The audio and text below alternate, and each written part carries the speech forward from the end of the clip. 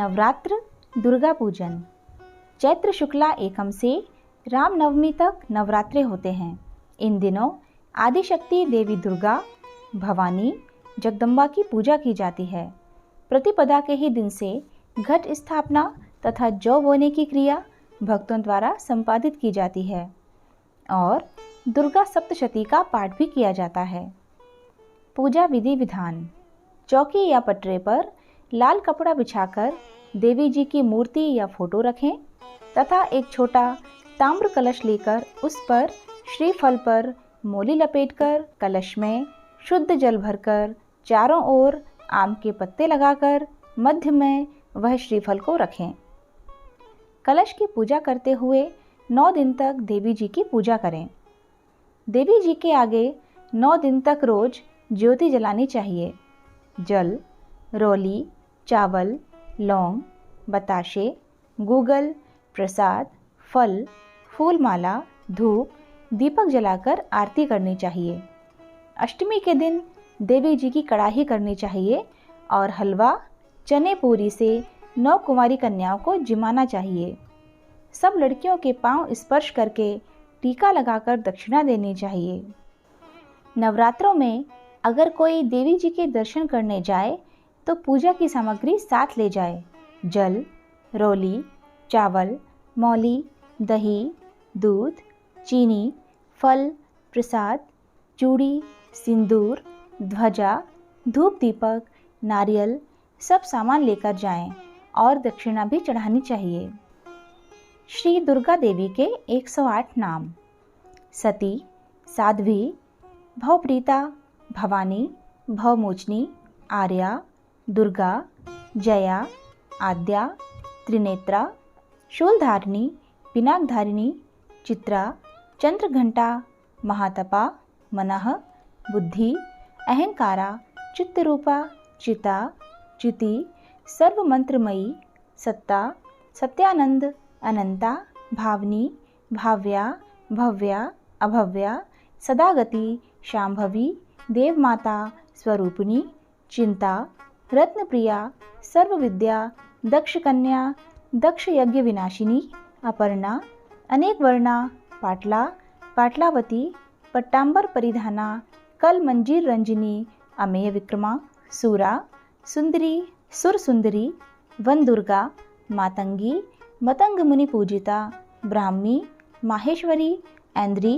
कौमारी, वैष्णवी, चामुंडा, वाराही, लक्ष्मी, पुरुषाकृति, विमला, उत्कर्षिणी, ज्ञाना, क्रिया, नित्या, बुद्धिदा, बहुला, बहुल प्रेमी, सर्ववाहन वाहना, निशुंभ शुंभ नहनी, महिषासुरमर्दिनी, मधुरकट भहंत्री, चंड मुंड विनाशिनी, सर्व असुर विनाशा, सर्वदा नवघातिनी, सत्या, सर्वास्त्रधारिणी, अनेक शस्त्रहस्ता, अनेक कास्त्रकारिणी, कुमारी, एक कन्या, कैशोरी, युवती, यति, अप्रोणा, प्रोणा, वृद्ध माता, बलप्रदा, महोदरी, मुक्तकेशी, घोर रूपा, महाबला, अग्निज्वाला, रौद्रमुखी, कालरात्रि, तपस्वी, नारायणी, भद्रकाली, विष्णुमाया, जलोदरी, शिवदूती, कराली, अनंता, परमेश्वरी, कात्यायनी, सावित्री, प्रत्यक्षा,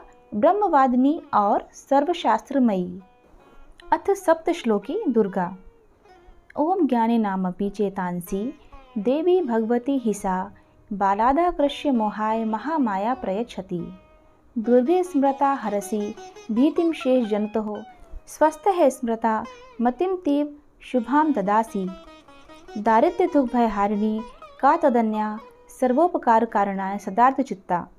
सर्वमंगल मांगल्ये शिवे सर्वार्थ साधिके शरण्ये त्र्यंबके गौरी नारायणी नमोस्तुते। शरणागत दीना परित्राण परायण सर्वस्यार्ति हरे देवी नारायणी नमोस्तुते। सर्वस्वरूपे सर्वेशे सर्वशक्ति समन्विते भयभस्त्राहि नो देवी दुर्गे देवी नमोस्तुते। रोगान शेषान पहंसि तुष्टारुष्टा तु कामान सकलान भीष्टान त्वामाश्रितानां न विपन्नाराणां त्वामाश्रिता ह्या श्रयतां प्रयान्ति। सर्वबाधा प्रशमनं त्रैलोक्य साखिलेश्वरी एवमेव त्वया कार्यमस्मद्वैरी विनाशनम। इति श्री सप्तश्लोकी दुर्गा संपूर्ण। तो ये थे दुर्गा देवी जी के 7 श्लोक। अब मैं आपको एक कहानी सुनाती हूँ जो कि नवरात्रों के संबंध में प्रचलित है। प्राचीन काल में सुरत नामक राजा थे। एक बार शत्रुओं ने उन पर चढ़ाई कर दी। परिणाम यह हुआ कि मंत्री लोग राजा के साथ विश्वासघात करके शत्रु पक्ष से मिल गए। इस कारण राजा की पराजय हुई और वे दुखी और निराश होकर तपस्वी वेश में वन में निवास करने लगे। उसी वन में उन्हें समाधि नाम का वणिक मिला, जो अपनी स्त्री व पुत्रों के दुर्व्यवहार से अपमानित होकर वहां निवास करता था। दोनों में परस्पर परिचय हुआ। एक दिन वे महर्षि मेधा के आश्रम में पहुँचे। महामुनि मेधा के द्वारा आने का कारण पूछने पर दोनों ने बताया कि यद्यपि हम दोनों अपने लोगों से अत्यंत अपमानित और तिरस्कृत हैं, फिर भी उनके प्रति मोह नहीं छूटता। इसका क्या कारण है? महर्षि मेधा ने बताया कि मन शक्ति के अधीन होता है। आदिशक्ति भगवती के 2 रूप हैं, विद्या और अविद्या। इनमें प्रथम ज्ञान स्वरूपा है और दूसरी अज्ञान स्वरूपा। जो मनुष्य अविद्या यानी कि अज्ञान के आदिकारण रूप में उपासना करते हैं, उन्हें भी वे विद्या स्वरूप में प्राप्त होकर मोक्ष प्रदान करती हैं। राजा सुरत ने पूछा, ये देवी कौन है? उनका जन्म कैसे हुआ? महामुनि बोले, राजन, आप जिस देवी के विषय में प्रश्न कर रहे हैं वह नित्य स्वरूपा तथा विश्वव्यापिनी हैं। उनके प्रादुर्भाव के कई कथानक हैं। कल्पांत के समय महाप्रलय होती है। उसी समय जब भगवान विष्णु क्षीर सागर में अनंत शैया पर शयन कर रहे थे, तभी उनके दोनों कर्ण कुहरों से 2 दैत्य मधु और कैटभ उत्पन्न हुए। धरती पर चरण रखते ही वे दोनों विष्णु की नाभि कमल से उत्पन्न होने वाले ब्रह्मा को मारने दौड़े। उनके इस भयानक रूप को देखकर ब्रह्मा जी ने अनुमान लगाया कि विष्णु के सिवा मेरी कोई शरण नहीं है, किंतु भगवान उस समय सो रहे थे। तब उन्होंने विष्णु भगवान को जगाने हेतु उनके नयनों में निवास करने वाली योग निद्रा की स्तुति की। परिणामतः तमोयुग अधिष्ठात्री देवी विष्णु भगवान के नेत्र, नासिका, मुख तथा हृदय से निकलकर ब्रह्मा के सामने खड़ी हो गईं। योग निद्रा के निकलते ही भगवान विष्णु जाग उठे। भगवान विष्णु तथा उन राक्षसों में 5000 वर्षों तक युद्ध चलता रहा। अंत में वे दोनों भगवान विष्णु द्वारा मारे गए। ऋषि बोले, अब ब्रह्मा जी की स्तुति से उत्पन्न महामाया देवी की अन्य वीरता भी सुनो। एक बार देवताओं के स्वामी इंद्र तथा दैत्यों के स्वामी महिषासुर में सैकड़ों वर्षों तक घनघोर संग्राम हुआ। इस युद्ध में देवराज इंद्र की पराजय हुई और महिषासुर इंद्रलोक का स्वामी बन बैठा। तब हारे हुए देवगण ब्रह्मा जी को आगे करके भगवान शंकर तथा विष्णु के पास गए। देवताओं की इन निराशापूर्ण बातों को सुनकर भगवान विष्णु तथा शंकर को महान क्रोध आया। भगवान विष्णु के मुख तथा ब्रह्मा, शिव, इंद्र आदि के शरीर से एक पंजीभूत तेज निकला, जिससे सभी दिशाएं जलने लगीं। अंत में यही तेज एक देवी के रूप में परिणित हो गया।